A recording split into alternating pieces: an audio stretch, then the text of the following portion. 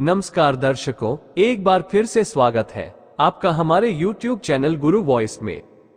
आइए दोस्तों जानते हैं महामृत्युंजय मंत्र के बारे में। इस मंत्र का निरंतर जप करते हुए हम भोलेनाथ को प्रसन्न कर सकते हैं। वेदों और पुराणों में महामृत्युंजय मंत्र की महिमा का वर्णन बखूबी किया गया है। मान्यता है कि इस शक्तिशाली मंत्र का जप करने से व्यक्ति की अकाल मृत्यु से रक्षा होती है। यहाँ तक कि बीमारी से जूझ रहे या फिर घायल हो चुके व्यक्ति के प्राणों की रक्षा के लिए भी महामृत्युंजय मंत्र का जप करने की परंपरा बरसों से चली आ रही है।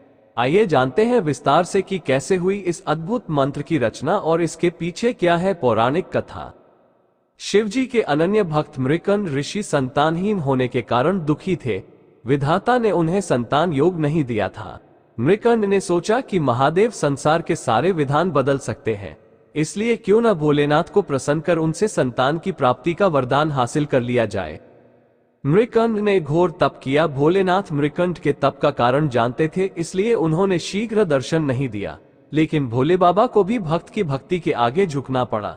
उन्होंने ऋषि को कहा, मैं विधान को बदलकर तुम्हें पुत्र का वरदान दे रहा हूं, लेकिन इस वरदान में तुम्हें हर्ष के साथ ही दुख भी होगा। भोलेनाथ के वरदान से मृकंड को पुत्र हुआ, जिसका नाम मार्कंडेय पड़ा। ज्योतिषियों ने मृकंड को बताया कि यह विलक्षण बालक अल्पायु है, इसकी उम्र केवल 12 वर्ष है। ऋषि की खुशी दुख में बदल गई, लेकिन उन्होंने हार नहीं मानी। उन्होंने अपनी पत्नी को आश्वस्त किया कि जिस ईश्वर की कृपा से संतान हुई है वही भोले इसकी रक्षा करेंगे। भाग्य को बदल देना उनके लिए सरल कार्य है।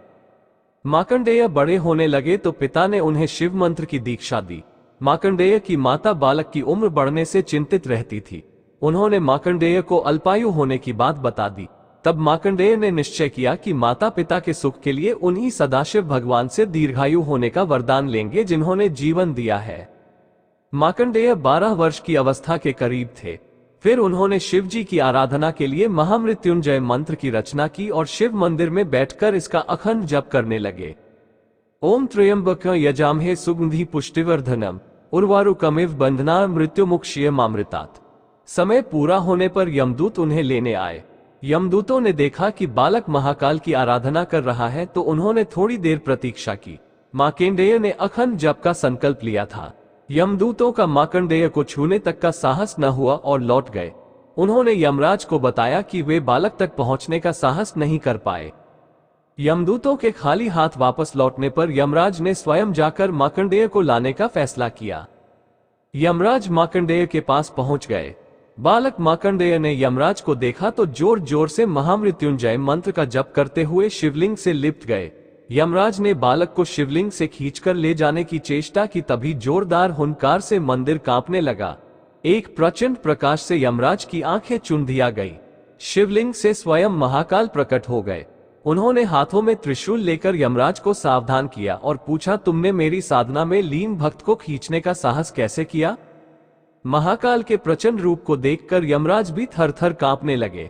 उन्होंने कहा, प्रभु मैं आपका सेवक हूं। आपने ही जीवों से प्राण हरने का निष्ठुर कार्य मुझे सौंपा है। महाकाल का क्रोध कुछ शांत हुआ तो बोले, मैं अपने भक्त की स्तुति से प्रसन्न हूं और मैंने इसे दीर्घायु होने का वरदान दिया है। तुम इसे नहीं ले जा सकते। यम ने कहा, प्रभु आपकी आज्ञा सर्वोपरि है। अब से मैं आपके भक्त मार्कंडेय द्वारा रचित महामृत्युंजय का पाठ करने वाले को त्रास नहीं दूंगा। महाकाल की कृपा से मार्कंडेय दीर्घायु हो गए। उनके द्वारा रचित महामृत्युंजय मंत्र काल को भी परास्त करता है।